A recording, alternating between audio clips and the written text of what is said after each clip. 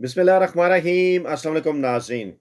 दोस्तों, ईरान के साथ मुज़ाकरात की आड़ में अमरीकी सदर डोनाल्ड ट्रंप की जानिब से इंतहाई खौफनाक और घिनौने मंसूबे का इंकशाफ हुआ है और बताया यह जा रहा है कि पाकिस्तान को इस्तेमाल करके अमरीका की जानिब से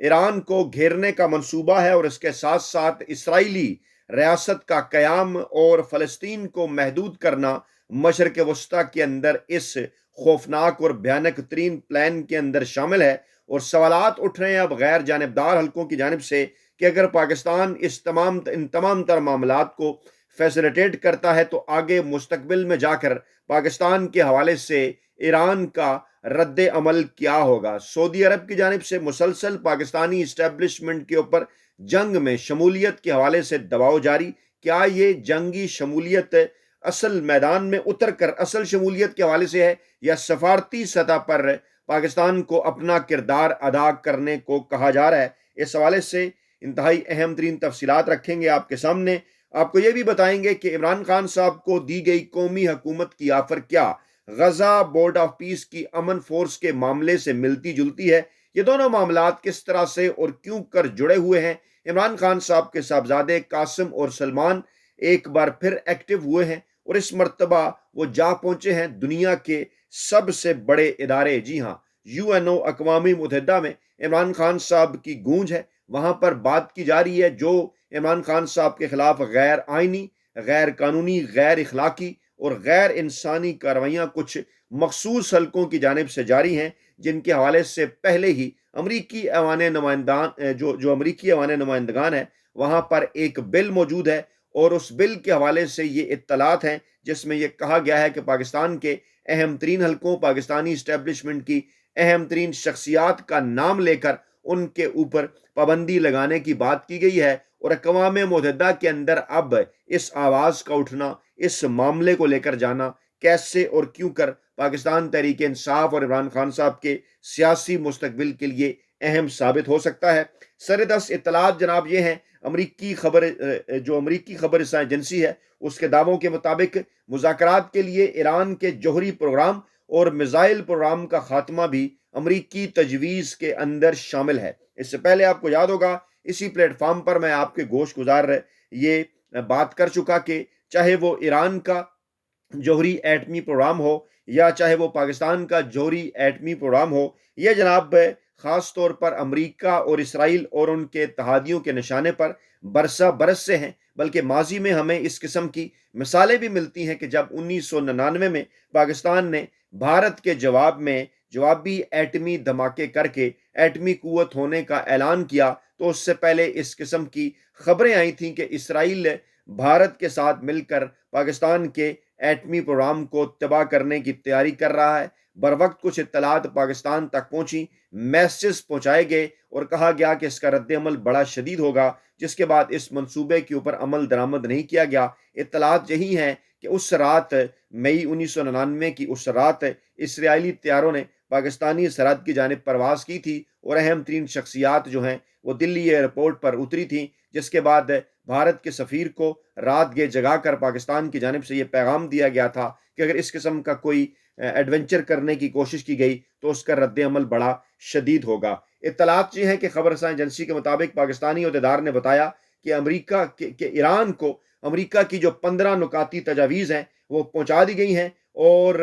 अमरीका की 15 नुकाती इन तजावीज़ के अंदर ईरान पर पाबंदियों में नरमी की एक तजवीज़ भी शामिल है। लेकिन उसके बदले खबर एजेंसी का यह दावा है पाकिस्तानी अहदेदार के हवाले से कि ईरान के जौहरी प्रोग्राम और मिसाइल प्रोग्राम का खात्मा भी अमरीकी तजावीज़ में शामिल है। एक बात आप जहन में रखें कि इस किस्म की बातें पाकिस्तान में भी बड़े अरसे से गर्दिश में हैं कि जनरल परवेज़ मुशर्रफ साहब के दौरे हुकूमत में पाकिस्तान का जो मिसाइल प्रोग्राम था उसके ऊपर कुछ कंप्रोमाइज़ किए गए थे। पाकिस्तान बैनुल बराज़मी मिसाइल की फील्ड में जा रहा था, तैयार किए जा रहे थे ऐसे मिसाइल, लेकिन फिर कुछ बैरूनी ख्वाहिशात थी, अमरीका का दबाव था, कुछ दीगर ताकतों का भी दबाव था कि जिसके नतीजे में پاکستان کو محدود کر دیا گیا ان میزائل تک کہ جن کی رینج صرف ہندوستان اور بھارت تک محدود رہے اور بین البراعظمی میزائل پاکستان تیار نہ کرے۔ چند دن پہلے امریکی ایوان نمائندگان میں اس حوالے سے ایک خبر، ایک تقریر بھی سامنے آئی جہاں پر امریکی ایوان کے ایک رکن نے اس جانب اشارہ کیا تھا پاکستان اور ایران کا، شمالی کوریا کا، چین کا اور روس کا نام لے کر کہ ان کے پاس بین البراعظمی میزائل ہیں جو کہ امریکہ کو نشانہ بنا سکتے ہیں۔ چند دن پہلے اس قسم کی خبریں بھی آئیں کہ ایران اب تک جو اپنی میزائل ٹیکنالوجی ٹیسٹ کر رہا ہے اور جس طرح سے اسرائیل کو، مشرق وسطیٰ کے اپنے ہمسایہ ممالک کو، بلکہ امریکہ کو جس طرح سے اپنی میزائل ٹیکنالوجی سے سرپرائز کر رہا ہے، یہ معاملہ آگے چل کر امریکہ کے لیے بڑا خطرناک ثابت ہو سکتا ہے۔ شدید پریشانی ہے امریکہ کے ہاں وائٹ ہاؤس میں۔ یہ دیکھا، سوچا اور سمجھا جا رہا ہے کہ کیا ایران کے پاس ایسی میزائل ٹیکنالوجی موجود ہے، ایسے وار ہیڈز ان کے پاس موجود ہیں جن کے ذریعے براہ راست امریکہ کو نشانہ بنایا جا سکے۔ بلکہ اس کے ساتھ ساتھ کچھ جزیروں کے حوالے سے بھی خبریں آئیں جو کہ اتحادیوں کے پاس ہیں، امریکہ اور برطانیہ کے، اور کہا یہ جانے لگا کہ امریکہ اور برطانیہ کے زیر کنٹرول جو جزیرے ہیں وہاں تک جو پہنچ ہے وہ جو ایرانی میزائل ہیں ان کی ہے، اور اگلے کسی لمحے کے اندر جنگ کو اگر بڑھایا گیا کسی وقت تو ان میزائلز کو بھی ایران کی جانب سے ٹیسٹ کیا جا سکتا ہے۔ اس دوران اسرائیل کے اوپر جو حملے کیے گئے، جنہیں ہر نئے حملے کو تاریخ میں ایک نیا اور بڑا حملہ قرار دیا جاتا ہے، اور یہ بھی کہا جاتا رہا کہ جو ایران کی میزائل ٹیکنالوجی ہے اس نے بڑے پیمانے پر اسرائیل کے اندر تباہی پھیلائی۔ جو میڈیا ہے، جو یورپی میڈیا، امریکی میڈیا، خاص طور پر اسرائیلی میڈیا اس کو اس طرح سے رپورٹ نہیں کر رہا، اور جو جنگ آگے بڑھ رہی ہے اس بات کا اندازہ امریکہ اور اسرائیل کو ہوتا چلا جا رہا ہے کہ ایران ایک لمبی جنگ کے لیے تیار ہے، اور یہ جو مذاکرات کا ڈول ڈالا گیا اس کے پیچھے ڈیفینیٹلی وقت حاصل کرنا تھا۔ اس میں پاکستان کو آگے لایا گیا، پاکستان کو آگے کیا گیا، اور پاکستان کے اوپر کیونکہ سعودی عرب کی جانب سے ایک دباؤ بھی تھا اس جنگ میں شمولیت کے حوالے سے، تو پاکستان نے یہ جب میڈیشن شروع کر دی، فیسیلیٹیشن شروع کر دی مذاکرات کے حوالے سے، تو پاکستان کے پاس بتانے کو، کہنے کو ایک آپشن آ گیا کہ ہم تو اس وقت جنگ بندی کے حوالے سے امریکہ اور ایران کے درمیان کوشش کر رہے ہیں۔ لیکن اسی دوران جب اسرائیلی فورسز نے ایران کے اوپر حملہ کیا جنگ بندی کے اس اعلان کے باوجود، جو کہ پہلے الٹیمیٹم دیا گیا، مہلت دی گئی ایران کو جو ہے وہ چند دنوں کی کہ وہ آبنائے ہرمز کو کھولیں، بصورت دیگر بڑے حملے کیے جائیں گے، لیکن اس دوران ایران کی جانب سے حملے جاری رہے، اور پھر یہ کہا گیا، بین الاقوامی میڈیا نے یہ رپورٹ بھی کیا کہ ایران کی جانب سے اس مرتبہ اس جنگ بندی کے دوران اسرائیل کے اوپر جو وار ہیڈز گرائے گئے، جو بڑے شدید میزائل حملے کیے گئے، وہ تاریخی میزائل حملے ہیں، اور ان سے اسرائیل کو تاریخی نقصان پہنچا۔ اور اس وقت مسئلہ یہ ہے کہ اس قسم کی فوٹیجز اگر سوشل میڈیا پر، یوٹیوب پر آپ کے سامنے رکھی جائیں تو ایک تو جناب ریچ محدود کر دی جاتی ہے، بلکہ اس کے ساتھ ساتھ کچھ دیگر معاملات بھی ہیں، ویڈیو کو روک دیا جاتا ہے اور جناب